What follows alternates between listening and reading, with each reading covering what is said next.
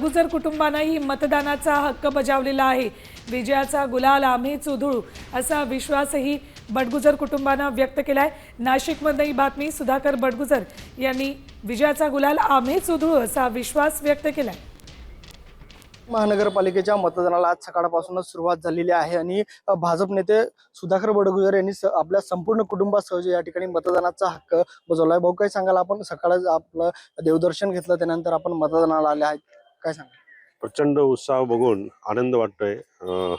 रांगा लागलेल्या आहेत इथं मतदानासाठी आणि निश्चितपणे भारतीय जनता पार्टीचा झेंडा हा नाशिक महापालिकेवर फडकेल। काय आव्हान कराल मतदारांना?